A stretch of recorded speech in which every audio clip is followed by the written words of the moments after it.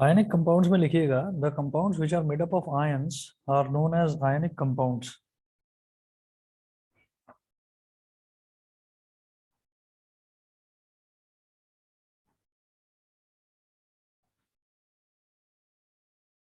The compounds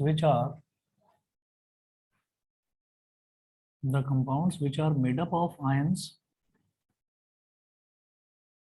are called ionic compounds.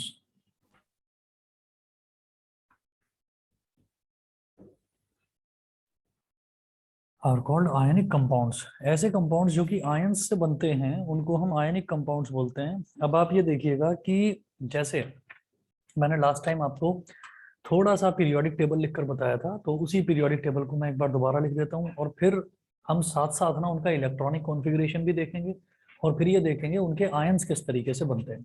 ठीक है, ions कैसे बनते हैं, हमने दो तरीके के आयंस देखे थे। एक तो ये है कि अगर हम इलेक्ट्रॉन डोनेट कर देता है अगर कोई भी एलिमेंट, तो हम ये बोलते हैं कि वो इलेक्ट्रॉन डोनर है। तो जो इलेक्ट्रॉन डोनेट करता है उसको हम कैटायन बोल देते हैं, जो इलेक्ट्रॉन एक्सेप्ट करता है उसको हम एनायन बोल देते हैं। तो दो तरीके के आयंस, कैटायंस और एनायंस। यहाँ पर आयनिक कंपाउंड का मतलब है compounds which are made up of ions. तो हमेशा देखिएगा कि कंपाउंड जब जुड़ते हैं ना, तो कंपाउंड किस तरीके से जुड़ेंगे, दो तरह से जुड़ते हैं कंपाउंड। ठीक है, मैं अभी दूसरे वाले टाइप को आपको एक्सप्लेन नहीं करूंगा, अभी पहली टाइप ही देखते हैं। दो टाइप्स जो है, पहले वो दो टाइप समझ लीजिए। पहली टाइप ये है कि एक कैटायन और एक एनायन अगर जुड़ जाए, एक कैटायन यानी कि एक पॉजिटिव और एक नेगेटिव, अगर वो दोनों जुड़ जाएं तो आयनिक कंपाउंड बनता है। काफी स्ट्रॉन्ग कंपाउंड होता है ये आयनिक कंपाउंड। और दूसरा केस इस तरीके का बनता है कि अगर एक एनायन और दूसरा एनायन जुड़ जाए, अगर दोनों ही एनायंस जुड़ जाएं, ठीक है, तो जब दोनों ही एनायंस जुड़ जाते हैं तो हम बोल देते हैं कि वो बनता है कोवेलेंट कंपाउंड। कोवेलेंट कंपाउंड पढ़ेंगे बाद में, फिलहाल आयनिक कंपाउंड देखेंगे। इन्होंने बोला था compounds which are made up of ions, तो यहाँ पर आयंस का जरूरी यह होना कि एक कैटायन हो और एक एनायन हो, ये होना जरूरी है। ठीक है, और हमेशा याद रखिएगा कभी भी दो कैटायंस की हेल्प से कोई कंपाउंड नहीं बनता। ठीक है, इसको याद रखने के अलग अलग तरीके हैं। एक तरीका बड़ा आसान है। कैटायन है जिसका क्या है कि उसके पास ना थोड़े एक्स्ट्रा इलेक्ट्रॉन्स हैं, डोनेट कर देता है ना वो, तो उसके पास थोड़े एक्स्ट्रा इलेक्ट्रॉन्स हैं तो डोनेट कर देता है। एनायन जो है वो उस बेचारे के पास इलेक्ट्रॉन्स की कमी है, तो वो कहता है भाई तुम मेरे को इलेक्ट्रॉन्स दे दो। कैटायन कहता है कि हाँ ठीक है, मेरे पास इलेक्ट्रॉन्स ज्यादा है, मैं तुम्हें इलेक्ट्रॉन्स दे देता हूँ। ठीक, तो दोनों की दोस्ती हो जाती है और दोनों कंबाइन कर जाते हैं, कंपाउंड बन जाता है। ये तो हो गया आयनिक कंपाउंड। दूसरा, जब हम बात करते हैं एनायन की और दूसरा भी एनायन, तो एक बेचारा कहता है कि भाई मेरे पास भी जो इलेक्ट्रॉन्स हैं वो कम है। दूसरा बोलता है भाई मेरे पास भी इलेक्ट्रॉन्स कम है, भाई मैं भी परेशान तू भी परेशान, चल दोनों एक दूसरे की परेशानी बांट लेते हैं। परेशानी बांटने का मतलब क्या है, इलेक्ट्रॉन्स शेयर करना। वो अपने जो इलेक्ट्रॉन्स हैं वो अपने इलेक्ट्रॉन्स शेयर कर लेते हैं कि चल भाई तेरे को भी जरूरत है मेरे को भी जरूरत है, तो हम दोनों कंबाइन करके कोवेलेंट कंपाउंड बना लेते हैं। तो वो जो कंपाउंड बनता है वो कंपाउंड बहुत ज्यादा स्ट्रांग होता है, कोवेलेंट कंपाउंड। उसका रीजन क्या है कि दोनों को जरूरत है, तो दोनों में से कोई भी एलिमेंट जो है वो बीच में से छोड़कर नहीं जाता, क्योंकि उसको लगता है कि अगर मैं चला गया छोड़कर, ठीक है, अगर मैं चला गया छोड़कर तो मेरी स्टेबिलिटी में दिक्कत आ जाएगी।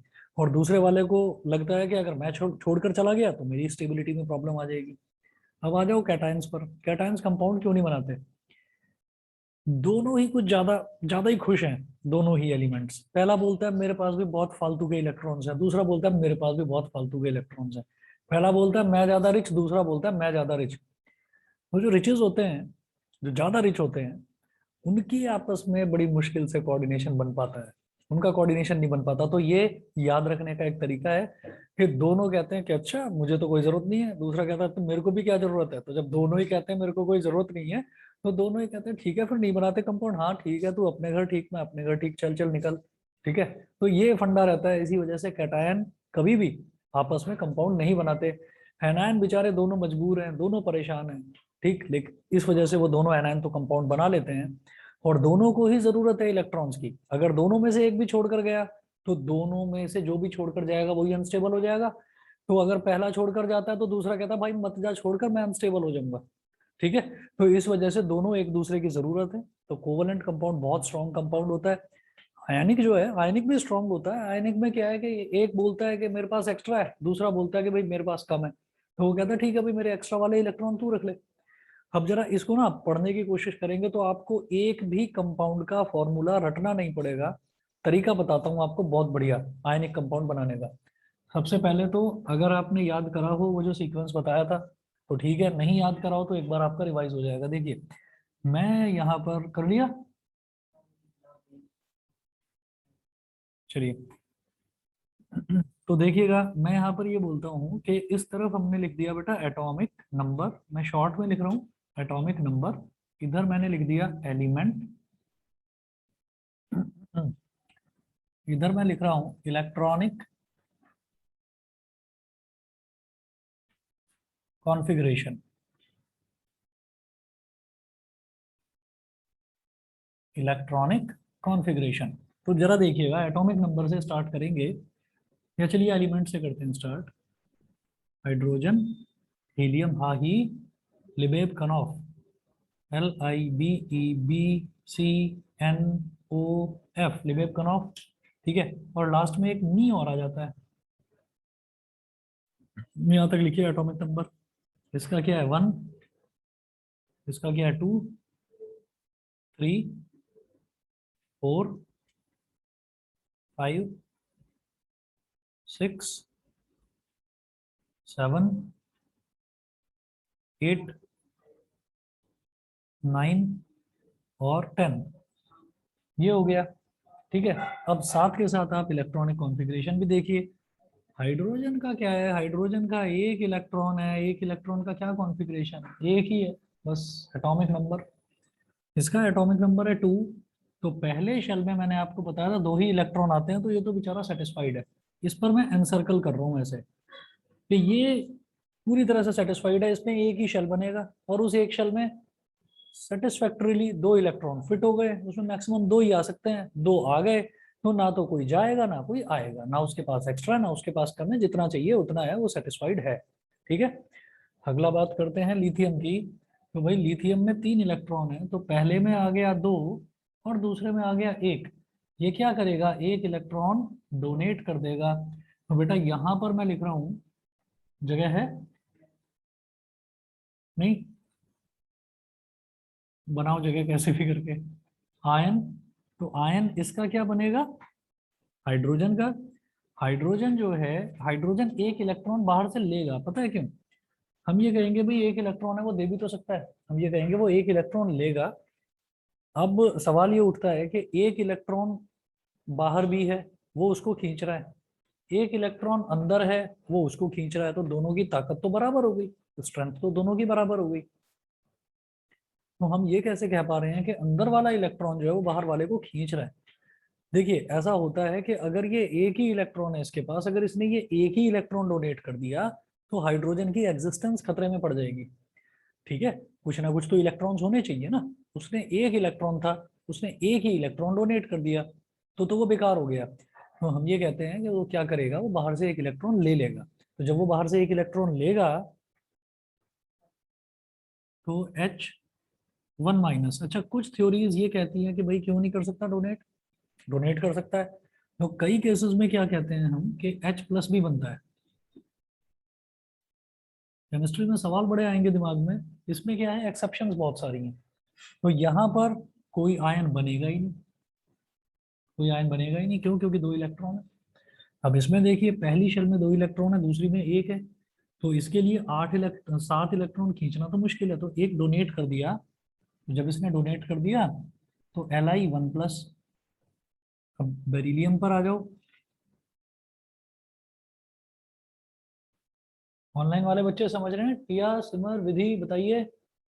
Yes sir. Yes sir. ठीक है, अभी देखिएगा कि जैसे बेरिलियम है, बेरिलियम का एटॉमिक नंबर 4, यानी कि इसमें इलेक्ट्रॉन्स भी 4 ही होते हैं। पहली शेल में 2 आएंगे, दूसरी शेल में 2 आ जाएंगे, फिर से वही बात है, 2 इलेक्ट्रॉन्स के लिए पॉसिबल नहीं है कि 8 इलेक्ट्रॉन को खींच ले। तो ये इन 2 इलेक्ट्रॉन्स को डोनेट कर दिया जाएगा। जब 2 को डोनेट कर दिया तो इसकी वैलेंसी क्या हो गई बेरिलियम 2+। फिर आते हैं बोरोन पर। बोरोन का 5 है तो 2,3, तो ये 3 इलेक्ट्रॉन डोनेट कर देगा, तो बोरोन का क्या हो जाएगा बेटा 3+। अब कार्बन पर आ जाते हैं तो 2,4। अब यहाँ पर क्या होगा कि कार्बन 4 लेगा या कार्बन 4 देगा। तो सीधी बात यहाँ पर हम ये कहेंगे कि इस तरीके से जो होता है ना, कि ना तो ये समझ में आ रहा है कि वो 4 लेगा, ना ये समझ में आ रहा है कि वो 4 देगा, तो हम ये कहेंगे कि ये भी 4 लेगा। जब ऐसा मिड पॉइंट आ जाता है ना, तो मिड पॉइंट में हमेशा एनायन बनाते हैं। मिड पॉइंट में कभी वो डोनेट नहीं करेगा। डोनेट करते ही प्रॉब्लम ये हो जाएगी कि कार्बन का साइज रिड्यूस हो जाएगा, ठीक है ना। तो इस वजह से हमने कहा कि भाई वो डोनेट नहीं करेगा, वो बाहर से ले लेगा। तो ये एक एक्सेप्शनल चीज समझ लीजिए आप, कि यहाँ पर कभी भी C4+ नहीं बनता। हाइड्रोजन के केस में ऐसा होता है। हाइड्रोजन एक ना ऐसा अनोखा एलिमेंट है, इसके बारे में अभी तक कोई कुछ नहीं बता पाया। आप लोग 10th क्लास में भी जब जाओगे तो आप देखेंगे हाइड्रोजन के बारे में एक्सप्लेनेशन नहीं है। हाइड्रोजन के बारे में एक्सप्लेनेशन नहीं है। हाइड्रोजन एक अकेला एक ऐसा एलिमेंट है जिसके अंदर न्यूट्रॉन होता ही नहीं है। न्यूट्रॉन नाम की चीज नहीं होती हाइड्रोजन में, सिर्फ प्रोटॉन मिलेगा या इलेक्ट्रॉन मिलेगा, ठीक है। तो इस वजह से हाइड्रोजन की पोजीशन, हाइड्रोजन की प्रॉपर्टीज अभी तक कोई एक्सप्लेन नहीं कर पाया है। हाइड्रोजन पर रिसर्चेस अभी चल रहे हैं फिलहाल में, ठीक है। तो इस वजह से हाइड्रोजन पर कभी सवाल भी नहीं पूछा जाता एग्जाम्स में। नाइट्रोजन पर आ जाइए। नाइट्रोजन में 7 इलेक्ट्रॉन है, तो 2,5। तो ये क्या करेगा बेटा, ये 3 इलेक्ट्रॉन बाहर से ले लेगा, क्योंकि ये तो बेवकूफी हो जाएगी कि 5 इलेक्ट्रॉन डोनेट करना है। भाई 3 की कमी है तो 5 इलेक्ट्रॉन 3 को तो आराम से ड्रैग कर ही लेंगे।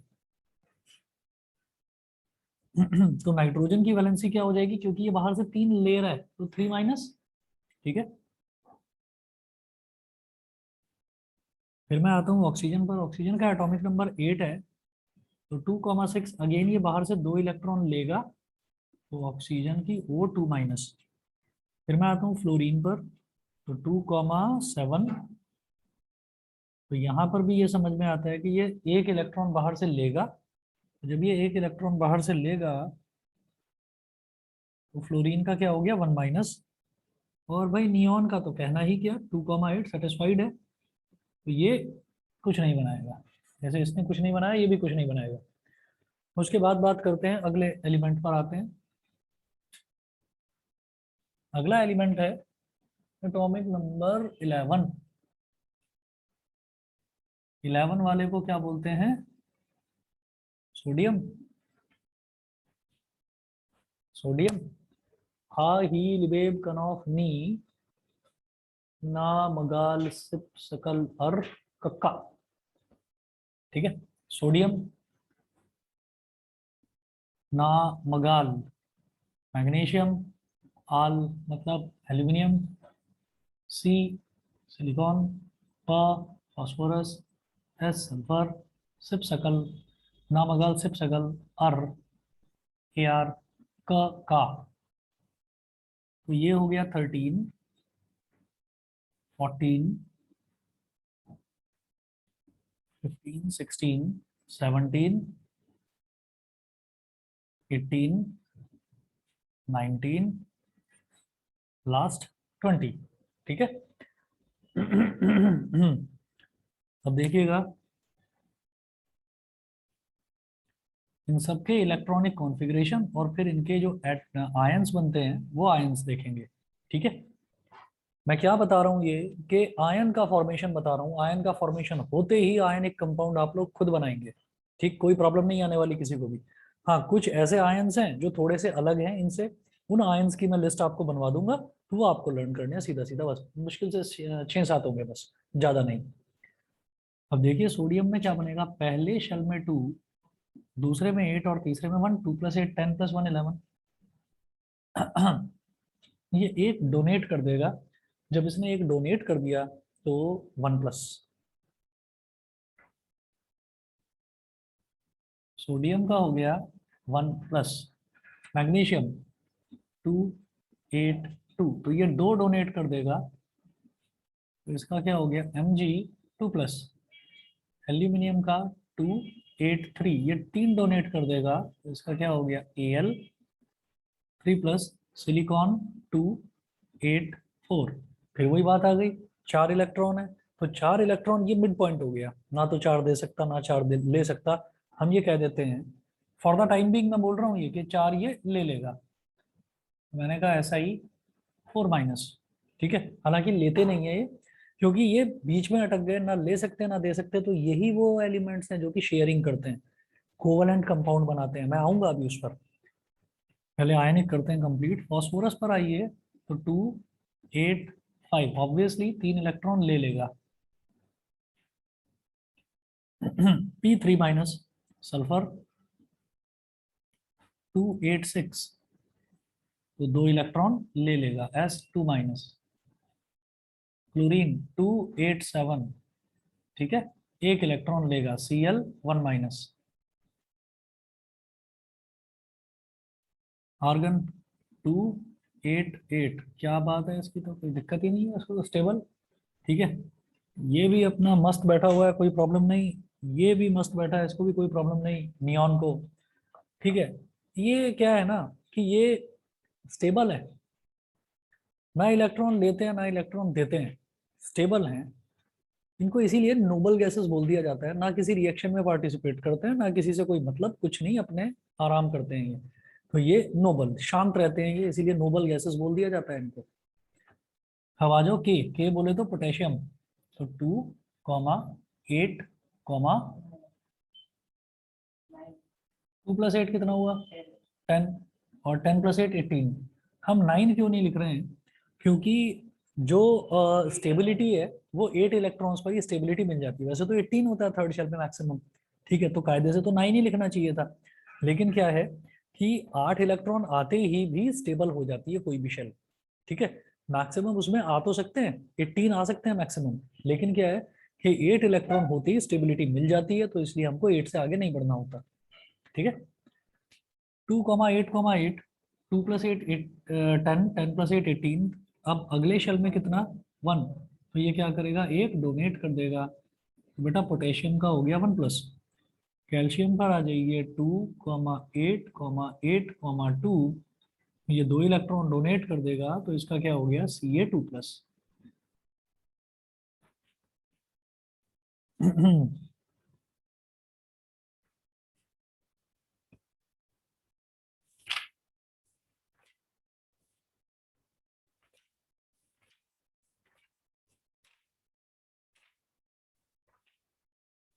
फिर क्या करिए, सम कॉम्प्लेक्स आयंस।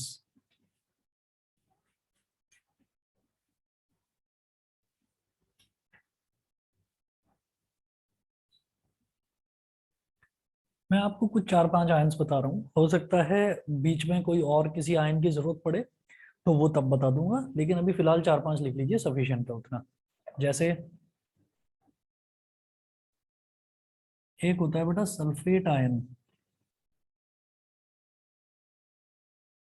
इनको कॉम्प्लेक्स आयन क्यों बोला जा रहा है, क्योंकि यहाँ पर 1 या 2 या 3 एलिमेंट से जुड़कर जो आयन बनते हैं वो हैं, ठीक है। यहाँ तो सिंपल एक एक एलिमेंट के आयन है, क्लोरीन एक एलिमेंट, पोटेशियम एक एलिमेंट। सल्फेट में सल्फर और ऑक्सीजन का कॉम्बिनेशन करके एक नया आयन बनाया गया, सल्फेट आयन। सल्फेट को बोलते हैं SO4। SO4 ब्रैकेट में बंद करो और ऊपर लिख दो 2-। इसकी वैलेंसी 2- होती है। किस तरह से बनता है, कैसे बनता है, क्या है, लेता है इलेक्ट्रॉन या देता है, वो छोड़िए, सीधा इसको याद करना है आपको। सल्फेट की वैलेंसी 2-, सल्फेट मतलब SO4, ठीक है। अगला नोट करो, carbonate ion. Carbonate ion, carbonate ion क्या होता है, CO3, इसकी वैलेंसी भी 2-। अगला नोट करो,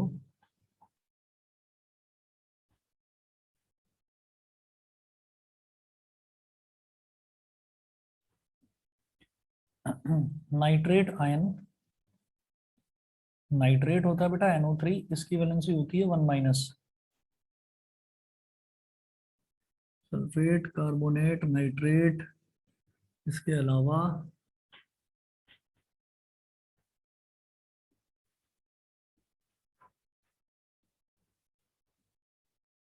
अमोनियम आयन। अमोनियम आयन होता है बेटा NH4 1+, तो आप समझ गए होंगे कि 1+ है, इसका मतलब ये कैटायन है, इसका मतलब ये कैटायन है। ठीक है, अब जरा देखिएगा, मैं इसमें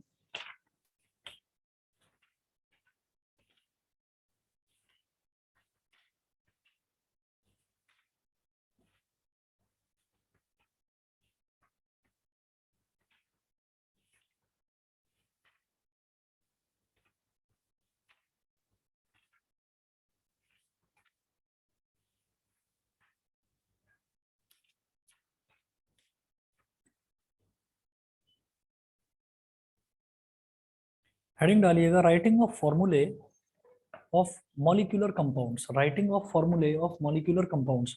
अगर ये नोट कर लिया तो सब मिटा दूं? हाँ, ऑनलाइन वाले बच्चे बताएं भाई, नोट कर लिया तो मिटा दूं? Yes, sir. Yes, sir. ठीक है,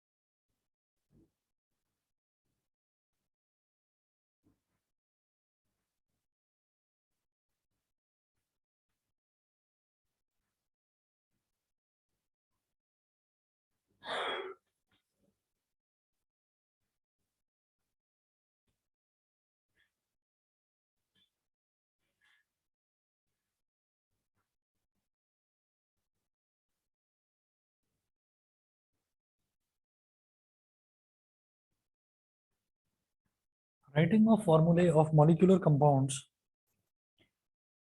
एक चीज और देखिएगा, ये तो आयन बन गया, जैसे Ca2+ है, K1+, Cl1-, S2-, 3-, ये आयन बन गया। लेकिन इनके ऊपर जो ये पावर में लिखा हुआ है ना, इसी को वैलेंसी बोल देते हैं, इसी को वैलेंसी बोल देते हैं। वैलेंसी क्या होता है कि कितने इलेक्ट्रॉन हमने दिए या कितने इलेक्ट्रॉन हमने लिए, उसी को वैलेंसी बोलते हैं। ठीक है, अब वैलेंसी प्लस है तो वो कैटायन है, वैलेंसी माइनस है तो फिर वो एनायन है। ठीक है, हम ये कहते हैं कि जब भी कभी मुझे कंपाउंड, मॉलिक्यूलर कंपाउंड का फॉर्मूला लिखना होता है, जैसे H2O है तो ये एक फॉर्मूला है, जैसे CO2 है तो ये एक फॉर्मूला है, तो जब भी कभी मुझे फॉर्मूला लिखना होता है तो उस केस में मुझे प्लस या माइनस नहीं लेना होता। हाँ, इतना जरूर दिमाग में रखना होता है कि प्लस वाला कैटायन पहले लिखा जाएगा और एनायन बाद में लिखा जाएगा, ये रूल है। ठीक, केमिस्ट्री में कोई भी रूल जो है वो परमानेंट नहीं होता, इसमें एक्सेप्शन जरूर आती है। ठीक है, एकदम से दिमाग में आपके आएगा कि नहीं ये रूल है तो जरा मैं इसको देखूं कि कुछ उल्टा भी हो सकता है क्या इसका, तो उल्टा हर जगह मिलेगा आपको, एक्सेप्शन से भरा पड़ा है केमिस्ट्री। एक दो एक्सेप्शन हर जगह मिलेंगी। फॉर एग्जाम्पल, हम ये बोलते हैं कि कार्बन एक नॉन मेटल है, और नॉन मेटल जो है वो बहुत वीक होते हैं, बहुत कमजोर होते हैं, जल्दी टूट जाते हैं, ब्रिटल होते हैं। ब्रिटल मतलब अगर हम उनको दबाकर शीट बनाने की कोशिश करें तो टूट जाएंगे, अगर हम खींच के वायर बनाने की कोशिश करें तो टूट जाएंगे, कुछ भी करो वो टूटते ही टूटते हैं, जो नॉन मेटल्स हैं।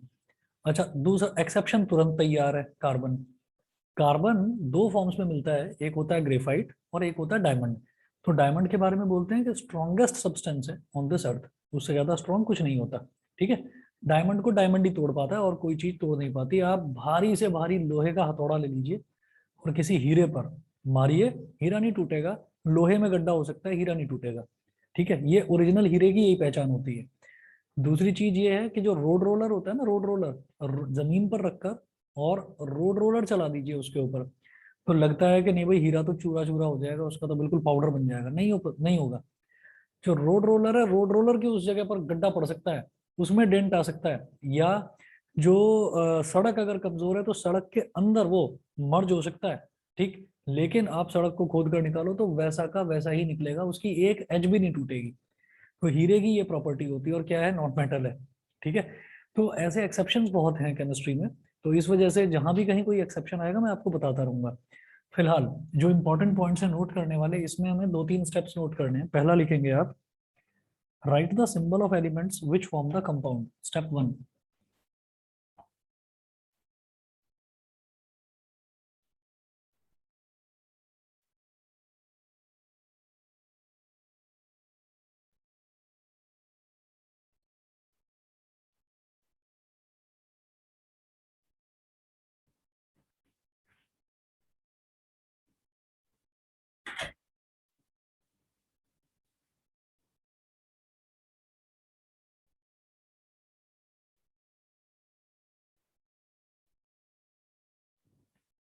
Write the symbol of the element which form the compound.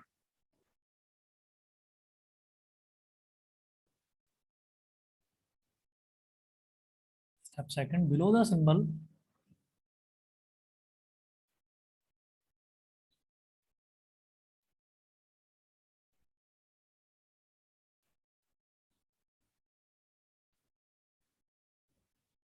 below the symbol write down its valency. Step 2. Step 3 है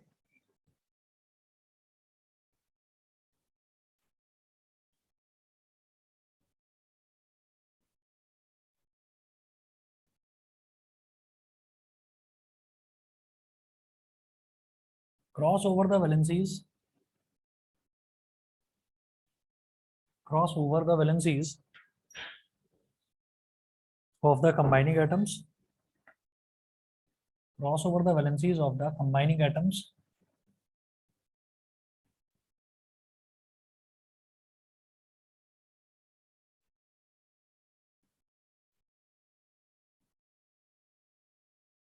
full stop. This will give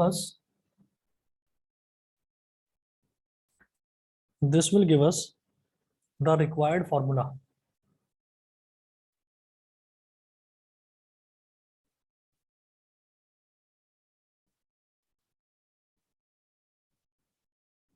This will give us the required formula.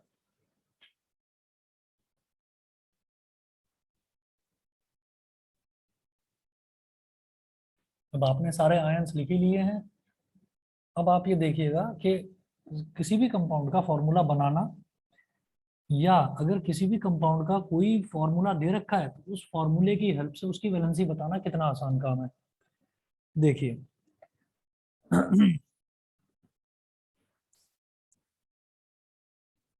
Question note करेंगे, work out the formula of carbon dioxide. Question number 1,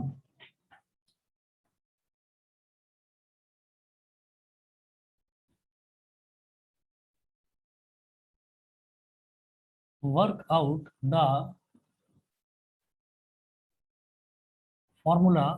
the formula of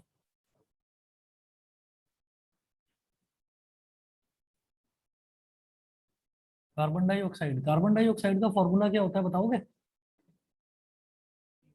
CO2, अब है ना, ये formula है। अब मुझे ions की नॉलेज हो चुकी है, तो मैं ये जानना चाहता हूँ कि ये CO2 फॉर्मूला बना कैसे।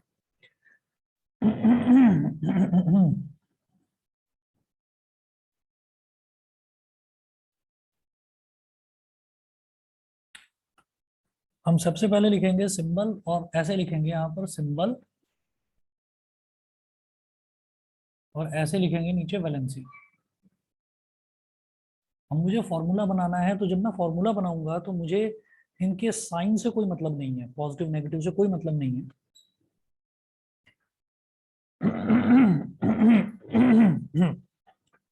तो सिंबल है कार्बन का C, ऑक्सीजन का O। कार्बन का वैलेंसी कितनी 4, ऑक्सीजन की वैलेंसी कितनी 2। तो क्या बोला था, right right the symbol of the element which form the compound. तो कंपाउंड में क्या क्या होगा, कार्बन होगा और ऑक्सीजन हो गया। सिंबल लिख दिए हमने C और O। Below the symbol write down it's valency, symbol के नीचे उसकी वैलेंसी हमने लिख दी। फिर है cross over the valencies of the combining atoms, तो इनकी वैलेंसीज को क्रॉस ओवर कर दीजिए। क्रॉस ओवर का मतलब क्या है, इसकी इसकी वैलेंसी इसके साथ लिख दो, इसकी वैलेंसी इसके साथ, पलट कर लिख दिया जाता है। कैसे? C2O4, इसकी वैलेंसी 2 थी तो कार्बन के साथ लिख दिया, इसकी वैलेंसी 4 थी तो ऑक्सीजन के साथ लिख दिया। अब है बेटा ये 2 1 जा 2 और 2 2 जा 4, ये कैंसिल आउट हो गया। तो ये क्या बन गया, अच्छा इसमें क्या होता है कि 1 ना लिखा नहीं जाता, ठीक है। हम इसका फॉर्मूला लिख सकते हैं ऐसे C1O2, ठीक है, लेकिन 1 लिखने की जरूरत नहीं होती। तो फॉर्मूला क्या बन गया, CO2, ठीक है। मुझे पता है कि कौन सा आयन कैसा है, मुझे ये पता है कि किसकी वैलेंसी कितनी है, तो मैं आराम से उनकी वैलेंसी को इंटरचेंज करके पलट कर लिख सकता हूँ, और फिर हम बता देंगे कि कंपाउंड का फॉर्मूला क्या बना। बस इस तरीके से करना है। अगला क्वेश्चन देख लीजिए ऐसे ही। नेक्स्ट क्वेश्चन है, workout the formula of hydrogen chloride.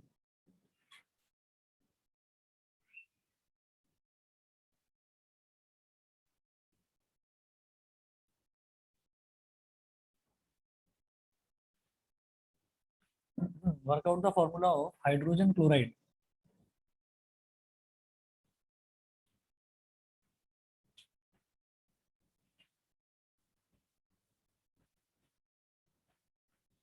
यहाँ पर भी फिर वही काम करना है. पहले लिखेंगे सिंबल, फिर लिखेंगे वैलेंसी, और हाइड्रोजन और क्लोराइड. क्लोराइड का मतलब क्या है कि it is related to chlorine, है ना. तो क्लोरीन लिखना है और हाइड्रोजन लिखना है, और फिर दोनों के नीचे उनकी वैलेंसीज लिखनी है. तो हाइड्रोजन हो गया एक सिंबल, ठीक है. दूसरा हो गया Cl, हाइड्रोजन की वैलेंसी 1, क्लोरीन की वैलेंसी भी 1. इसको इसके साथ लिखो, इसको इसके साथ लिखो. तो बेटा H1Cl1 हो जाएगा. H1 नहीं लिखा जाता, इस वजह से ये क्या बन गया, HCl. 1 लिखते नहीं है तो ये क्या बन गया, HCl.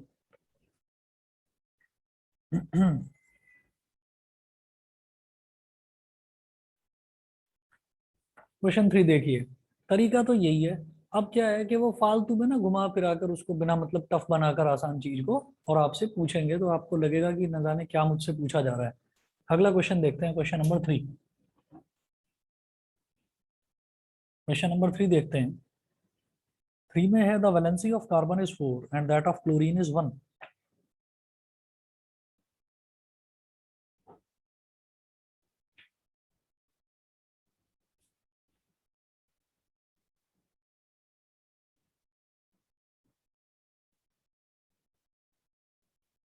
The valency of carbon is 4 and that of chlorine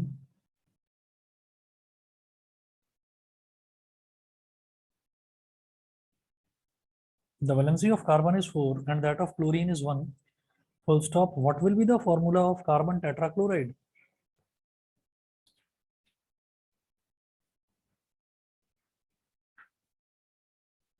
What will be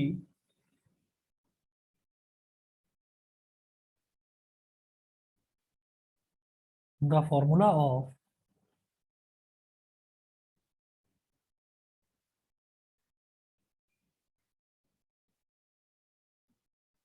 carbon tetrachloride? ठीक है. इन्होंने कार्बन की वैलेंसी दे दी, इन्होंने क्लोरीन की वैलेंसी दे दी. अब वो पूछ रहे हैं कार्बन टेट्राक्लोराइड का फॉर्मूला बताओ. छोड़िए, मेरे को दो एलिमेंट दे रखे हैं ना, उन दो एलिमेंट्स की हेल्प से जो कंपाउंड बनता हो वो बना लो पहले. कैसे बनेगा? हम यहाँ पर ये कहेंगे वही तरीका, सिंबल वैलेंसी.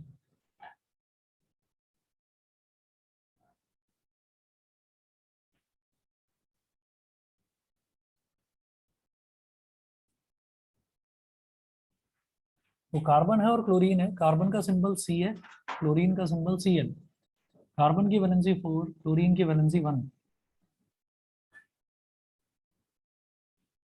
तो C1Cl4 और CCl4. देखिए, एक चीज याद रखिएगा यहाँ पर कि केमिस्ट्री में 1 का मतलब होता है मोनो, 2 का मतलब होता है डाई, 3 का मतलब होता है ट्राई, 4 का मतलब होता है टेट्रा, 5 का मतलब होता है पेंटा, 6 का मतलब होता है हेक्सा, 7 का मतलब होता है हेप्टा, 8 का मतलब होता है ऑक्टा, 9 का मतलब होता है नोना, और 10 का मतलब होता है डेका. ये नोट कर लो आप. जिस बच्चे को ये चीज नहीं पता होगी उसके दिमाग में ये आ जाएगा कार्बन टेट्राक्लोराइड तो मुझसे कोई बिल्कुल अलग चीज पूछी जा रही है. मैं कार्बन का और क्लोरीन का कॉम्बिनेशन तो बता सकता हूँ कि क्या कंपाउंड बनेगा, लेकिन ये कार्बन टेट्राक्लोराइड तो कुछ समझ में नहीं आ रहा. तो जिनको समझ में नहीं आएगा उनके लिए बता रहा हूँ, ये टेट्रा मतलब साफ समझ में आ रहा है ना. क्लोरीन के आगे अब क्या लिखा हुआ है, 4 लिखा हुआ है. तो क्लोरीन कितने आ रहे हैं अब यहाँ पर, 4 क्लोरीन बन गए. 4 क्लोरीन का मतलब टेट्राक्लोराइड. कार्बन के आगे क्या लिखा हुआ है, 1. तो कार्बन का एक एटम, जब वैलेंसीज बदल दी जाती हैं तो बदलने के बाद में ये पता चलता है कि किसका कितना एटम है. जैसे HCl है तो हाइड्रोजन का एक एटम, क्लोरीन का एक एटम.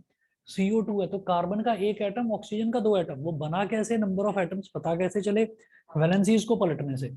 वैलेंसीज को पलटने से. तो जो चीज उसके नीचे लिखी हुई है ना सब्सक्रिप्ट में, वो नंबर ऑफ एटम्स है, वो नंबर ऑफ एटम्स है. तो यहाँ पर क्लोरीन के कितने एटम है? 4, इसलिए टेट्राक्लोराइड। सोचो 5 होते तो पेंटाक्लोराइड, 6 होते तो हेक्साक्लोराइड, 8 होते तो ऑक्टाक्लोराइड, 10 होते तो डेकाक्लोराइड। समझ गए? ठीक, तो ये आप नोट कर लीजिए। उसके बाद देखिएगा अगला क्वेश्चन। हाँ जी, हाँ बाई बोलते हैं, मैथ्स में बाई बोलते हैं, लेकिन यहाँ पर डाई बोलेंगे। ठीक है, मैथ्स में 3 को भी ट्राई बोलेंगे, ठीक, इसको मोनो बोलेंगे। 4 को क्या बोलते हैं मैथ्स में? याद रखिएगा, क्या? By quadratic. बाई क्वाड्रेटिक बोलते हैं 4 को। इसको क्या बोलते हैं? इसको क्वाड्रेटिक बोलते हैं, जहां पर 2 होता है, एक्स की मैक्सिमम पावर 2 होगी, आपको याद होगा, क्वाड्रेटिक पॉलिनोमियल बोलते हैं। ठीक है, इसको बोलते हैं क्यूबिक पॉलिनोमियल, इसको बोलते हैं बाई क्वाड्रेटिक। ठीक है, तो याद रखिएगा, इसमें डाई बोला जाएगा। केमिस्ट्री में डाई, मैथ्स में बाई। बाइनोमियल सुना है ना? बाइनोमियल मतलब जहां पर 2 आ जाएं आपके टर्म्स। ऑनलाइन वाले तीनों बच्चे समझ रहे हैं? बताइए। Yes, sir. Yes, sir. Yes, sir. ठीक है,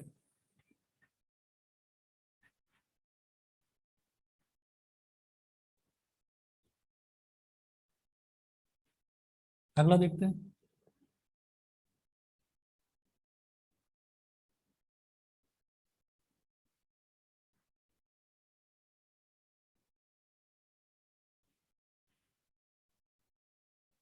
नहीं, 4th।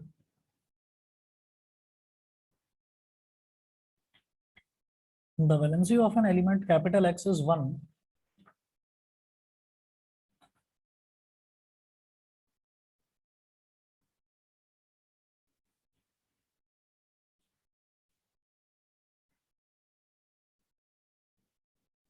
The valency of an element capital X is 1 and that of oxygen is 2.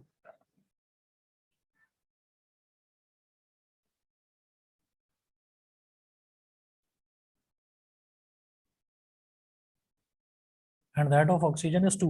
Full stop. What will be the formula of the compound formed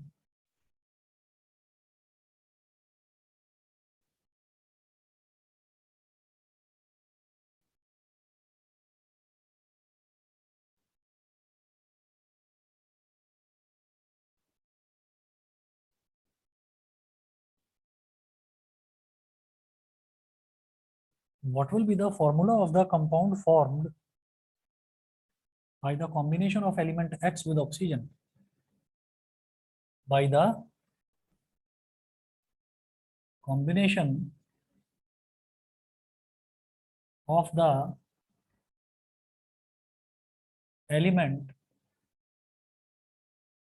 X with oxygen.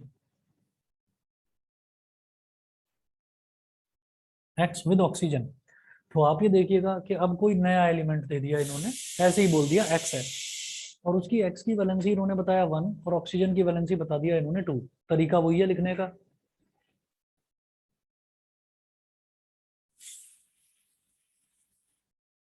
Symbol, valency, symbol X और oxygen का O। X की valency 1, oxygen की valency 2, इसको इसके साथ, इसको इसके साथ, क्या बन जाएगा? X2O। X2O 1 लिखा नहीं जाता तो X2O लिख दिया बस। चलिए इसके बाद नेक्स्ट देखेंगे। SO4 का फॉर्मूला देखो, वो जो सल्फेट है ना, वो सल्फेट आयन है। तो देखो दिमाग में एकदम से ये आता है कि SO4 है, तो जैसे ये सल्फर है और ये ऑक्सीजन है, यहाँ पर 4, तो क्या सल्फर की वैलेंसी 4 रही होगी जो यहाँ पर आ गया? ये जो बना है ना, एक्चुअली ये बनता ही आयन है, ये कंपाउंड नहीं बनता। और कंपाउंड कभी भी डोनेट नहीं करता, तो हम ये कहते हैं कि आयन ही बनता है। जैसे मान लीजिए HCl बन गया, तो HCl तो कंपाउंड है ना, तो कंपाउंड कभी भी इलेक्ट्रॉन ना तो डोनेट करेगा ना एक्सेप्ट करेगा, क्योंकि वो सेटिस्फाइड है। ऐसे ही CO2 है, CO2 भी सेटिस्फाइड है, वो ना तो डोनेट करेगा ना एक्सेप्ट करेगा। तो इसलिए इसकी कहानी लंबी है, इसको छोड़ो, अभी अपने काम का नहीं है, इसीलिए मैंने वो 3-4 आपको बोला कि उसको लर्न कर लेना एज इट इज। ठीक, अभी उसमें जाने की जरूरत नहीं है, वो आप 11th क्लास में पढ़ोगे आराम से इनऑर्गेनिक केमिस्ट्री में। चलो अगला देखते हैं, question number 5।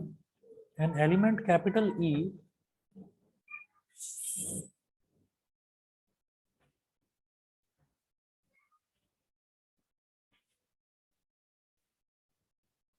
an element capital E has a valency of 4.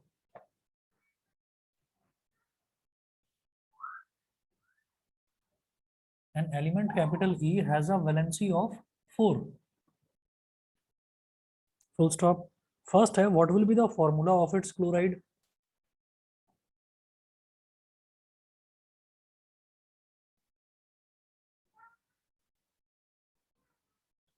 What will be the formula of its chloride?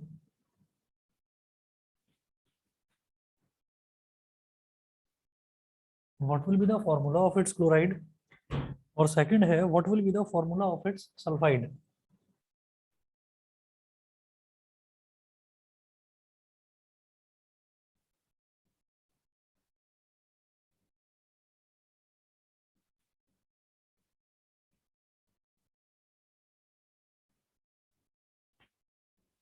What will be the formula of its chloride and what will be the formula of its sulfide?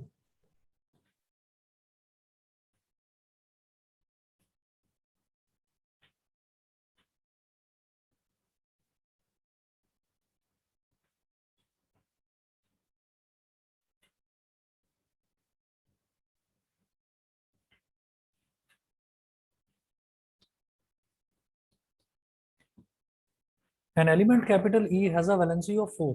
तो मुझे तो वही तरीका करना है, अपनाना है कि सबसे पहले सिंबल लिखेंगे फिर वैलेंसी लिखेंगे.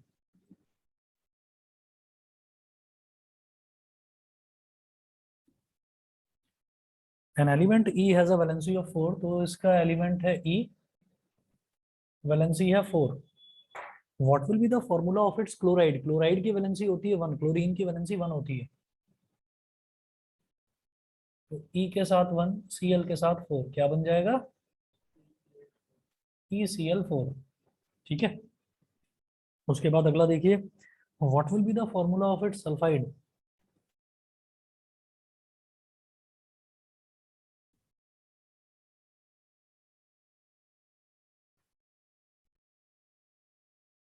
सल्फाइड मतलब सल्फर, इसकी वैलेंसी 4 है और सल्फर की वैलेंसी 2 होती है. इसके साथ 2, इसके साथ 4. E2S4, 2 1 2, 2 2 4, क्या बन गया? ES2. ऑनलाइन वाले बच्चे बताइए, क्लियर है? Yes, sir. Yes, sir. ठीक है. Yes, sir. ओके. उसके बाद अगला देखते हैं, question number 6. An element capital X shows two valencies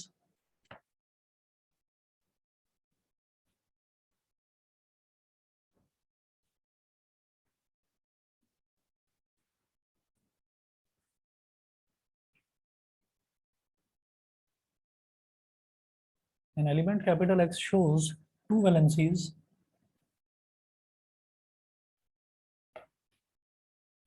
an element capital X shows two valencies of 3 and 5, two valencies of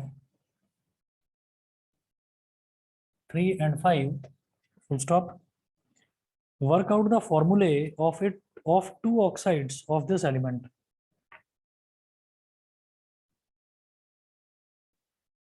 Work out the formulae. याद रखिएगा, ये फॉर्मूले जो है ना, ये फॉर्मूला की प्लूरल फॉर्म है. फॉर्मूलाज नहीं होता, कभी भी फॉर्मूले होता है. वर्क आउट द फॉर्मूले of two oxides of this element.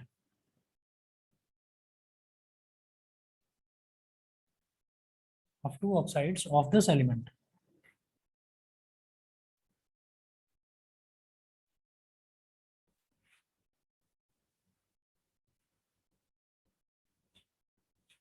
An element X shows two valencies of 3 and 5. एक एलिमेंट है, उसकी दो वैलेंसीज होती हैं 3 और 5. एक्चुअल में ये फॉस्फोरस की बात हो रही है. ठीक है, मैंने आपको फॉस्फोरस की वैलेंसी सिर्फ एक ही बताई है 3, क्योंकि मुझे अभी उसकी जरूरत नहीं है. ठीक, होती उसकी एक और वैलेंसी है, 5 भी होती है उसकी वैलेंसी, मतलब वो 5 इलेक्ट्रॉन डोनेट भी कर देता है। बताया था ना, एक्सेप्शंस बहुत होती हैं यहाँ। तो अभी उनमें जाने की खैर जरूरत नहीं है।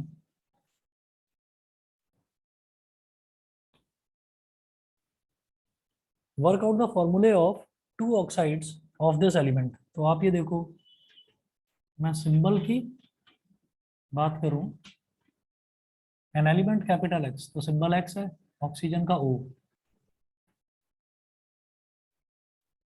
वैलेंसी इसकी पहले 3 वाली ले लेते हैं, तो ये 3, और O की तो 2 होती है, तो X2O3।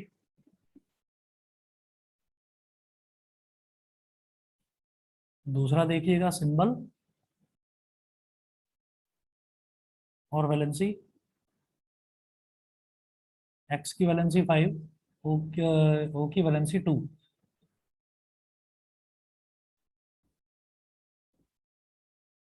तो ये क्या हो गया, X2O5। ठीक है, इतना करिए, बाकी कल कंटिन्यू करता हूँ, और सुबह 11 बजे क्लास लूंगा। कोशिश करिएगा प्लीज आने की, क्योंकि आगे इसमें और जो कंपाउंड्स हैं उनके फॉर्मूले देखेंगे, तो वो इंपॉर्टेंट है। ठीक है, पहले मैं 10 बजे सोच रहा था, 11 बजे, 11 बजे मुझे लगता है सब लोग कंफर्टेबली उठकर आ जाओगे। ठीक है, चलिए जी, okay. Thank you, sir. Okay, Thank you, sir. Thank you, sir. Okay.